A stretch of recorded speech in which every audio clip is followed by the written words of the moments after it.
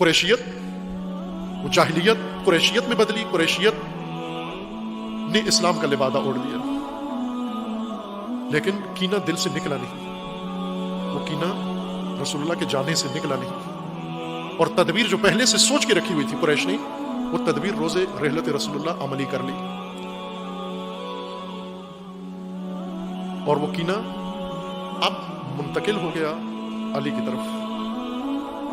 اب وہ کینہ قریش کا علی کے ساتھ، دشمنی علی کے ساتھ، وہی دشمنی جو کہ کل تک راہبری، پیشوائی، امامت،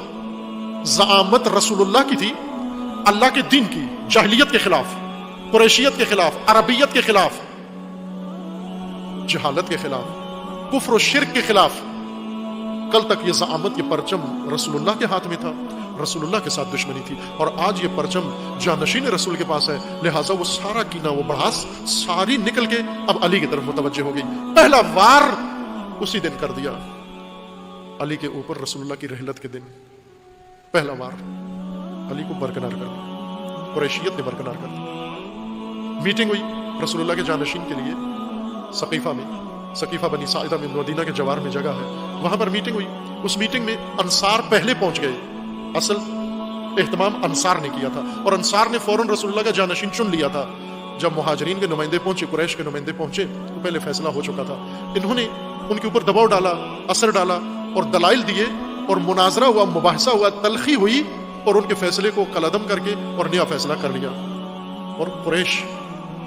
کے نام پر دلائل میں قریشیت کو پیش کیا۔ اس لیے جب امیر المومنین کو پتا چلا کہ اس نشست میں یہ باتیں ہوئی ہیں، تبادلہ ہوا ہے، امیر المومنین نے پوچھا ان سے کہ کن دلائل کے ساتھ انہوں نے یہ فیصلہ کیا ہے۔ ایک ایک دلیل کر کے امیر المومنین کو بتایا گیا۔ امیر المومنین نے فرمایا کہ جتنی دلائل انہوں نے اپنے حق میں دیے ہیں، یہ سارے دلائل سے تو میں ثابت ہوتا ہوں۔ رسول اللہ کے ساتھ قرابت ثابت کی، ہجرت کی دلیل دی، سبقت اسلام کی دلیل دی، اور مجاہدت کی دلیل دی، رسول اللہ کے اعتماد کی دلیل دی، اور قریشی ہونے کی دلیل دی۔ امیر المومنین نے فرمایا ان سارے دلائل سے تو میں بنتا ہوں، حاکم میں بنتا ہوں، مجھ پر کون سبقت رکھتا ہے؟ مجھ سے زیادہ مجاہدت کس نے کی ہے اسلام کے لیے؟ مجھ سے زیادہ قربت رسول اللہ کے ساتھ کس کی تھی؟ مجھ سے زیادہ اعتماد رسول اللہ کو کس پہ تھا؟ اگر یہ دلائل ہیں تو ان دلائل سے تو میں حاکم ہوں تمہارا، لیکن طے یہ تھا کہ نہیں ہوگا، رسول اللہ کافی ہے، اب رسول اللہ کے بعد آل رسول نہیں بن سکتے، اور وہ دشمنی پھر امیر المومنین کے ساتھ قریش کی دشمنی شروع ہوئی۔ اب توجہ کریں، پہلی جنگ امیر المومنین کے خلاف، اب امیر المومنین 25 سال کے لیے برکنار، خانہ نشین، گوشہ نشین، اور جتنی ذمہ داریاں ہیں وہ ساری، اس میں کوئی ذمہ داری امیر المومنین کی نہیں ہے، بالکل ایک عام انسان کی طرح زندگی گزار رہے ہیں۔ 25 سال بعد حالات پلٹا کھاتے ہیں، اور اب لوگ خود امیر المومنین کی طرف رجوع کرتے ہیں، اور رجوع کرنے کے بعد امیر المومنین نے انہیں خطبہ دیا، اور پھر قریش دوبارہ فعال ہو جاتے ہیں، قریش دوبارہ اکٹھے ہو جاتے ہیں مدینہ، مکہ کے اندر۔ وہ قریش جنہوں نے امیر المومنین کے ہاتھ پہ بیعت کر لی تھی، جیسے زبیر ابن عوام اور طلحہ، اس قسم کی شخصیات نے بیعت کر لی تھی امیر المومنین کے ہاتھ پر، بیعت توڑ دی، عہد توڑ دیا،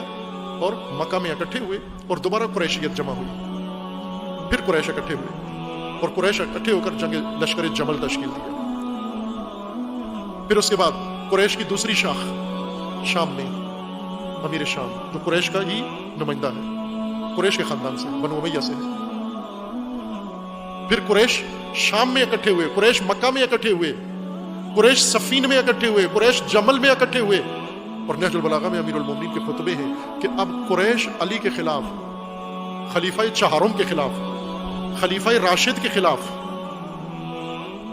اب اقدام پھر میدان میں اترا۔ پہلے خلفاء تینوں قریشی تھے، خلیفہ اول قریشی تھے بنو تیم میں سے، خلیفہ دوم قریشی تھے بنو عدی میں سے تھے، خلیفہ سوم قریشی سے بنو امیہ میں سے تھے، خلیفہ چارم قریشی ہے بنو ہاشم میں سے ہے، چاروں خلیفے قریش میں سے۔ لیکن پہلے تین خلفاء کے خلاف قریشیت اکٹھی نہیں ہوتی۔ خلیفہ سوم کے خلاف جو شورش ہوئی وہ قریش نے نہیں کی، وہ عام افراد نے کی، مصریوں نے کی، مصر اور چند اور شہر کے لوگوں نے مل کر شورش کی، اس میں قریش شامل نہیں تھے، لیکن امیر المومنین کے خلاف قریش پھر میدان میں آ جاتے ہیں. وہ دشمنی ساری امیر المومنین کے خلاف پھر یاد آ گئی، منظم ہوئے، اور امیر المومنین کے پورے عہد حکومت میں امیر المومنین کے مقابلے میں پھر لشکر قریش، لیکن اب کلمہ گو لشکر. پہلے بت پرست لشکر تھا رسول اللہ کے مقابلے میں، ہر جنگ میں قریش تھے اور علی، اور اب پھر قریش ہیں اور علی.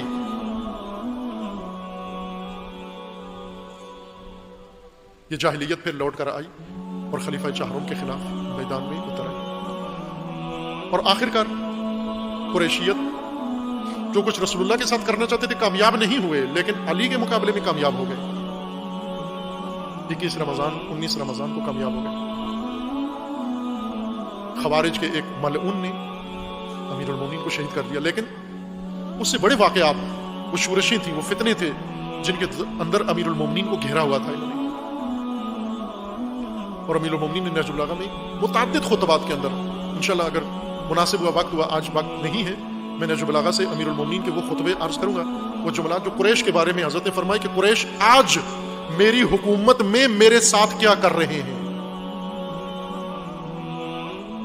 آج ان کی نفرت میں کہیں زیادہ اضافہ ہے. جناب سیدہ نے اپنے خطبے میں رسول اللہ کی رحلت کے بعد جو اپنے حق کے لیے، اپنے حق کے استعفاء کے لیے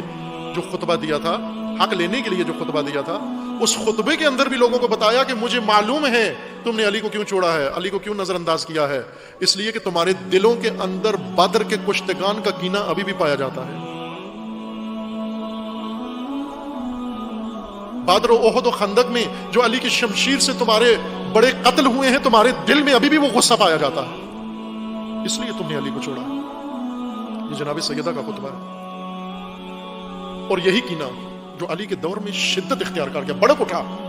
جب علی گوشہ نشین ہے تو بھی علی کے ساتھ دشمنی ہے. توجہ کریں، قریش کی دشمنی ہے، لیکن چونکہ علی محروم ہے، علی گھر میں ہے، علی گوشہ نشین ہے، علی تنہا ہے، اس کینے کو تھوڑی سی تسکین ملی ہوئی ہے، اس کینے کو تھوڑی سی ڈھارس ملی ہوئی ہے، تھوڑا سا تسلی ہے کہ چلو کچھ تو ہم نے انتقام لے لیا رسول اللہ سے، ان ساری سابقہ جنگوں کا، کہ جس کو رسول بنا کے گئے تھے ہم نے اسے گھر بٹھا دیا، اور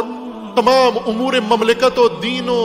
قوم میں کسی طرح سے بھی ان کا کوئی عمل دخل نہیں ہے، فقط گھر میں رہتے ہیں، اپنے کام کاج کرتے ہیں اپنے بچوں کے ساتھ، اور کسی شعبے میں ان کا کوئی عمل دخل نہیں ان کا. اس نے تھوڑی سی تسکین دی ہوئی تھی، لیکن جو ہی علی نے زمام امر سنبھالی خلیفہ چہارم کی حیثیت سے، وہ کینہ شعلہ ور ہو گیا، وہ نفرت شعلہ ور ہو گئی. وہ قریش کے اندر وہ جاہلیت کی نفرت دوبارہ بڑھ اٹھی، وہ شعلے لپکے اور پھر میدان میں آ گئے. کوئی شام کی طرف سے، کوئی جمل کی طرف سے، کوئی نہروان کی طرف سے، ہر طرف سے شعلے لپکے اور علی کو پھر گھیر لیا. یہ نفرت اپنے اوج پہ جا پہنچی، یہ کینہ اپنے اوج پہ جا پہنچا، ہر حربہ استعمال کیا، اور یہ کینہ تھا کہ ٹھنڈا ہونے کا نام نہیں لیتا تھا. حتیٰ علی کی شہادت کے بعد، علی کی قتل کے بعد 20 سال تک 9000 خطیب ممبروں پہ پیسے دے کے علی کو دشنام دلواتے رہے، لیکن یہ نفرت ٹھنڈی نہیں ہو رہی تھی. یہ قریشی کام کر رہے تھے، تمام مسلمانوں کی کتابوں میں موجود ہے. 20 سال تک، بلکہ 20 سال سے زیادہ، 100 سال تک، 100 سال تک علی کو نفرین کرواتے رہے. بنو امیہ میں سے ایک حاکم عمر ابن عبدالعزیز آئے، انہوں نے آ کر اس کو روکا. ممبروں کے اوپر، جمعوں کے اوپر، مسجدوں کے اندر، مدرسوں کے اندر، ہر جگہ پر، سرکاری دفتروں میں، غیر سرکاری دفتروں میں، جہاں پر بھی اکٹھے ہوتے، ہر مجلس و محفل کا آغاز امیر المومنین آل علی، آل رسول پر لان تان سے کرتے. یہ بنو امیہ تھے، یہ قریش تھے، یہ نفرت تھی ان کے اندر، یہ کینہ تھا ان کے اندر. اور یہ کینہ کیوں تھا؟ اس لیے کہ ان کی ساری بساط رسول نے الٹ دی، اللہ نے الٹ دی، لیکن یہ اس کا ذمہ دار رسول اللہ کو سمجھتے تھے، رسول اللہ سے انتقام لینا چاہتے تھے. لیلۃ المبیت گروہ بنا کر، لشکر بنا کر، وہ لشکر جو کربلا آیا، وہ لشکر جو امیر المومنین کے مقابلے میں جمل میں آیا، وہ لشکر جو صفین میں علی کے مقابلے میں آیا، یہ لشکر رسول اللہ پر حملے کے لیے مکہ میں حاضر ہوا تھا، لیکن اللہ نے رسول اللہ کو بچا لیا، ہجرت کا حکم دے دیا، علی کو بستر پہ لٹا دیا. وہ لشکر پسپا نہیں ہوا، وہ لشکر دوبارہ پھر میدان میں اترا، بار بار اترا. آپ توجہ کریں، 20 سال امیر شام کی حکومت ہے جس میں مسلسل جتنا حصہ ان کی قلمروں میں تھا، مکہ،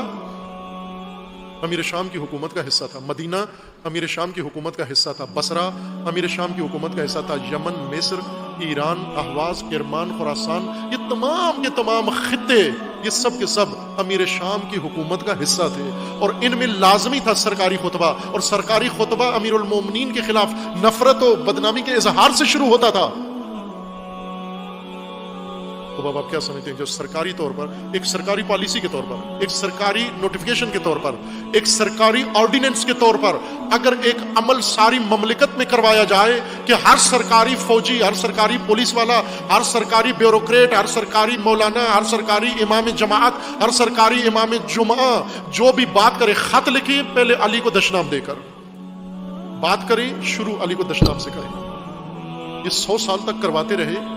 20 سال تک امیر شام نے یہ کروایا، تو آج مکہ کے مسلمانوں کی کیا حالت ہونی چاہیے تھی؟ یہ جاہلیت جدیدہ جو بعد از اسلام امت کے اندر قریش نے دوبارہ پیدا کی۔ آپ کو پتہ ہے یہ مکہ اور مکہ کے زائرین